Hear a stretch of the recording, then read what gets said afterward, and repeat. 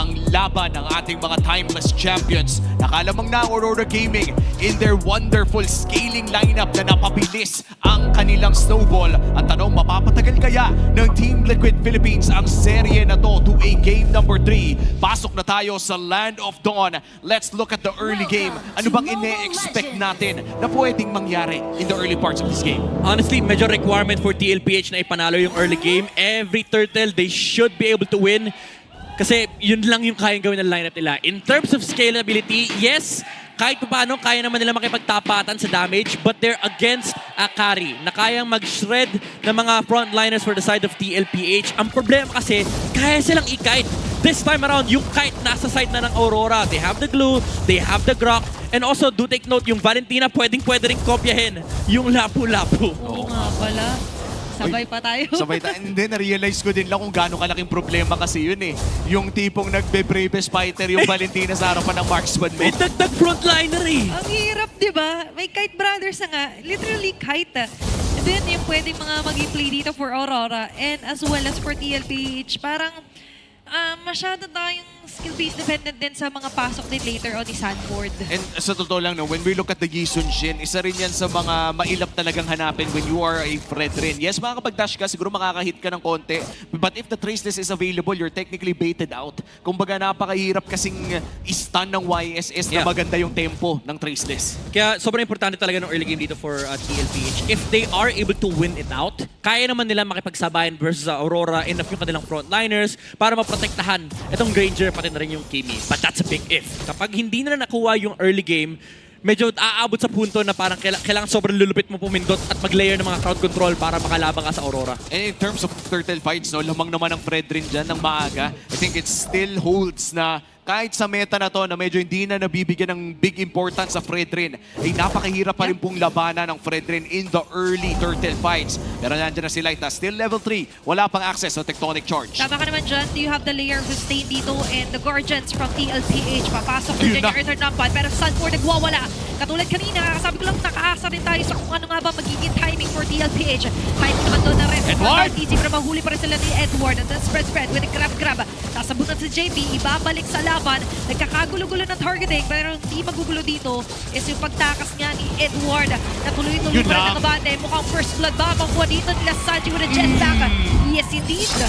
Nag-flicker at na-punish. At mukhang mapapunish pa ng mas malala dahil papasok na muli si Sanford at mga agaw pa si Carl Tizzy.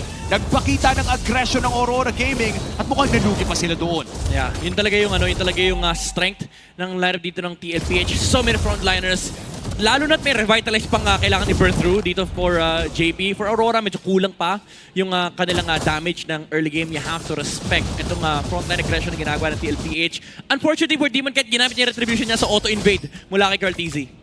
At yung auto-invade na nanggaling kay Cartesi gives them this 1K gold lead. Tandaan natin, nakuha din nila ang pinakaunang pagong. And sinabi mo na rin to, Midnight, na ang kanilang key to victory dito ay win the early game. And right now, ginagawa naman na nila yun. For Aurora Gaming, nako, sasaktan lamang si Sanji. Pero mukhang napapabagal na nila si Demon Knight. Yeah. Kumbaga, ang laro dito ng TLPH is play under your own timings. Kapag kompleto yung mga battle spell, yung ulti, talagang pwede lang i-run down yung mga objectives. You're also waiting for the Granger to get out of the laning stage. Maybe yung Hunter Strike pwede na, kahit hindi na nila hintayin yung Skypiercer.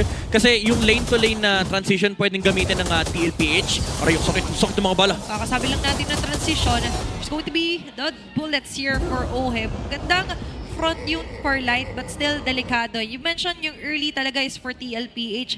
At with the Fredrin, gusto mo talaga i-capitalize yung mga objective takings. At medyo babakat pa naman talaga yung damage dito ni Oheb kay Grok dahil ang first item pala dito ni Grok would be yung tough boots lamang. So, papunta pa lang ng Dreadnought Armor. Yeah, medyo bitin pa yung kanilang actually lahat for Aurora. 10 bits pa talaga lahat, so kailangan nila maghintay. Lalo't na ipanalo din ng TLPH yung first turtle. Pero hindi mabibigyan sila Carl Tizzy. Kabilang ba na naman iniipin doon nila Sanford and JP. Ang mga nagdapan diyang members Oh my God, Sanford. There's the bravest fighter.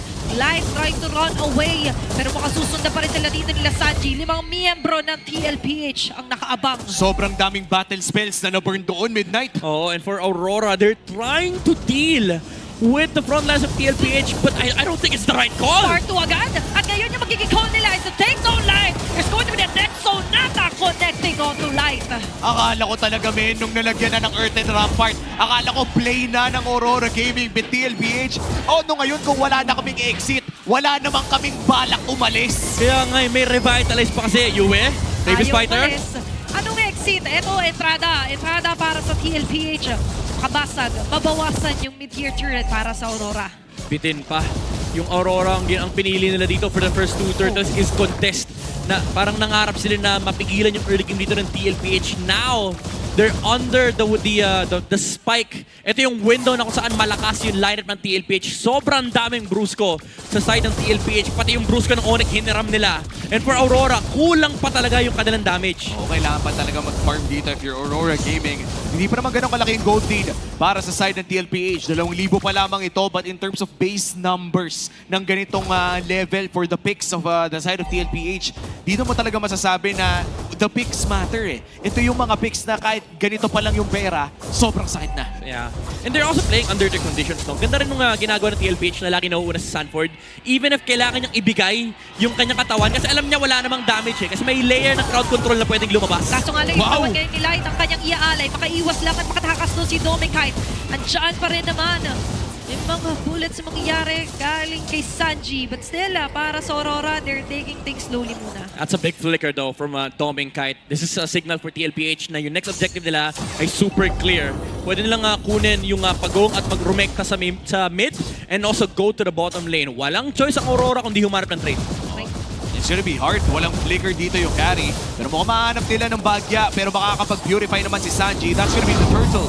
Going to the hands of TLPH at lalaki na nga kanilang gold lead. Sobrang lala. Ang bilis ng transition nila. Sabay! Atake dito kay Domekite na wala kang flicker. Carl Easy onto the front. Sinabsorb lang na damage ang Brazers Rat. Ay ko-connecta live. Going down. US well! Na ngayon ay matatanggal. Ohe with a double kill. At bukas si Demon Kite na ang sunod nilang punteriya, pinalayas sa sarili niyang purple buff. And Aurora Gaming ngayon, nalulugi na ng 6,000. Ayaw pa atang pauwiin. JP, going to check that bush. Hindi tatama ang gulong at makakaalis si Demon Kite. Alam mo, sa ganitong laro ng TLPH, hindi mo talaga hindi mo maaalala mo yung panahon na nag-M4 champion ang TLPH. Ganito yung ecosystem, men. Imagine mo si Carl TZ naka-Fred rin. Ito yung ang nakakatuwa, parang hindi nawala yung tulis. Ibang Carl tusok to eh. Nanunusok din naman si Fredrin pero ibang klaseng tusok yung nakikita natin. And for TLPH, lumalaki na ang kanilang kalamangan. Sisilipin natin ang in-game equipment hatid ng Infinix. Looking at the armor stacking na ginagawa ng TLPH, wala talaga silang paki sa damage na pwedeng ibato ng Aurora Gaming. Ano pa talaga, lugi pa sila sa items, lugi pa sila sa defensive and aggressive item. Yung physical damage, yung magic damage, kulang na kulang pa. Aray ko. Kamutikan nyo na. That's a big info para sa TLPH. Iwasan nila yung tectonic charge na may Earthen Rampart here para kay Light. Wala rin flicker.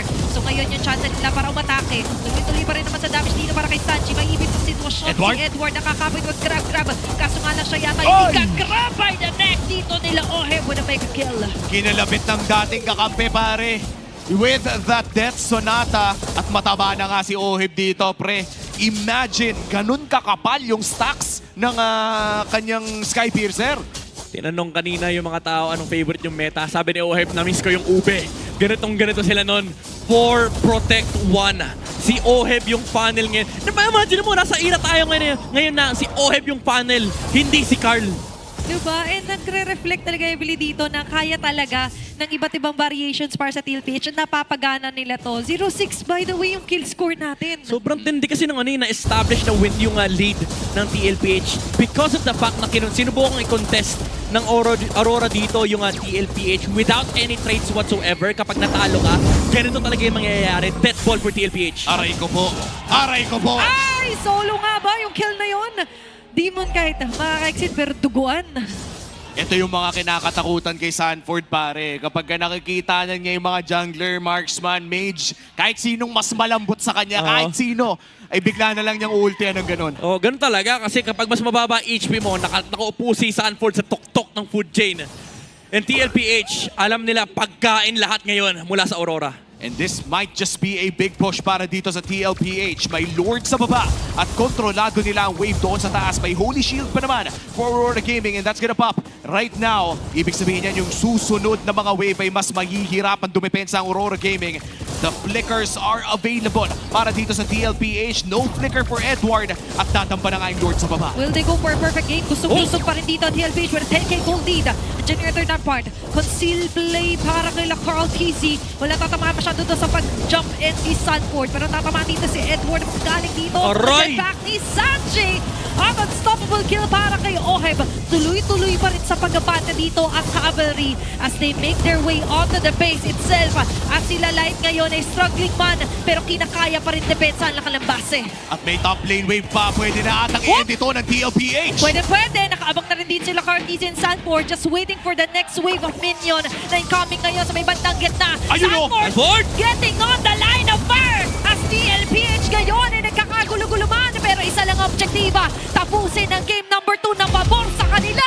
May pag-angat na gagawin pero aangat ang TLPH taking game number 2. At natalo man sa Game 1 ang sagot ng TLPH ay a